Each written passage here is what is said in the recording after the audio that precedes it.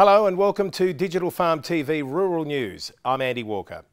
Confusion abounded late last week about the fate of around 21,000 Australian sheep in a Pakistani feedlot, with importers winning an injunction against a government order to slaughter the flock because it was diseased.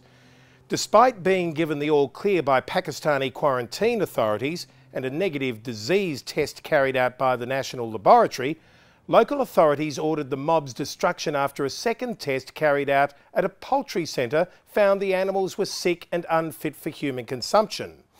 Pakistan industry and Australian officials both disagreed, saying the animals were healthy. The Federal Department of Agriculture hit out at conflicting media reports about the culling of allegedly diseased Australian sheep in Pakistan. The importer and exporter are now seeking support for further testing to prove the health status of the sheep. The sheep are being held in a feedlot. DAF has been advised the sheep have adequate food and water. A rare combination of high prices and good yields is offering Australian grain growers some of the strongest selling conditions since 1996. And this combination was driving a surge in interest in forward selling as grain markets rallied. National Australia Bank Agribusiness Director of Commodities, Tim Glass, said there had been a big shift in thinking on forward selling in recent months, but decisions now needed to be made quickly. Tim Glass said he encouraged growers to review their marketing strategies before harvest, as expectations of increasing supply in the Northern Hemisphere put pressure on prices. NAB Agribusiness had a big boost in inquiries from growers looking to take advantage of the current prices, which were around $100 higher than they were at harvest 8 months ago, he said. It wouldn't be long until Australian growers can accurately estimate their yield with confidence, so he encouraged growers to see if the prices on offer represented a big enough incentive to selling forward. The Senate has agreed to an urgent inquiry into the biosecurity risks of importing fresh potatoes from New Zealand, according to National Senate Deputy Leader Fiona Nash. National Party members had also demanded that the Federal Agriculture Minister, Senator Joe Ludwig, instruct Biosecurity Australia to conduct a fresh risk analysis of importing spuds from New Zealand. There was considerable concern from Australian vegetable growers that the range of diseases which afflict New Zealand potato crops could be transmitted to our farms should imports be allowed, Senator Nash said. The national peak industry body for potato growers, AusVeg, had put a very strong case arguing flaws in biosecurity's review of import conditions for fresh potatoes from New Zealand. New Zealand growers had been hit hard by pests, including psyllid and zebra chip, which AusVeg put the cost of the outbreaks to $200 million. The tomato pest, psyllid, can feed off crops such as potatoes, tomatoes, capsicums, cucumber and eggplant, which represent almost $1.5 billion of Australian agricultural production. Carbon Farmers of Australia is staging a conference and expo at Dubbo in New South Wales from Monday, October 22 to Thursday, October 25.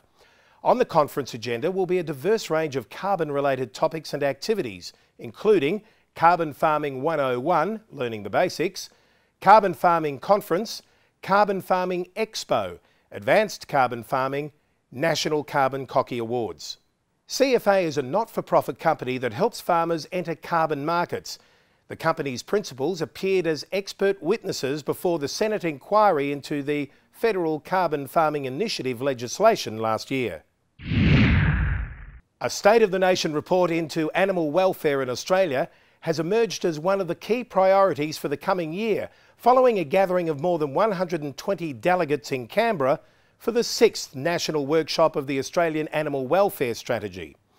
Primary producers, animal welfare groups, scientists, veterinarians, entertainers, sporting bodies, industry leaders and government representatives, all with expertise in their fields, were successfully working together under the AAWS to commit and deliver new national initiatives to improve the welfare of animals.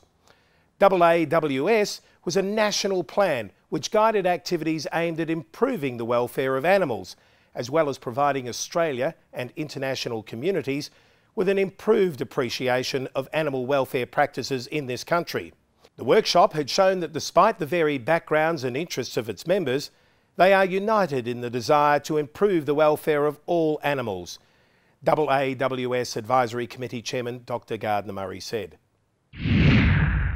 Finally, European Union farm ministers have been bluntly told that after half a century of food supply stability, the world was entering a period of instability and, as far as the EU was concerned, a growing dependence on the import of agricultural commodities.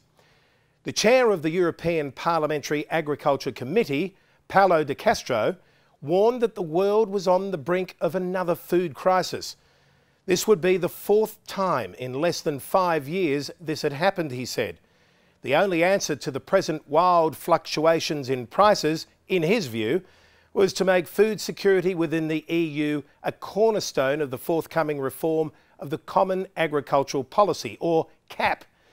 EU politicians had a duty to ensure that there was a secure supply of high-quality food for EU citizens, as well as other less tangible benefits, such as meeting environmental targets in bringing forward the next CAP meeting, which is due to be in place in January 2014. Well, that's it for Digital Farm TV Rural News this week. I'm Andy Walker. I look forward to your company next week.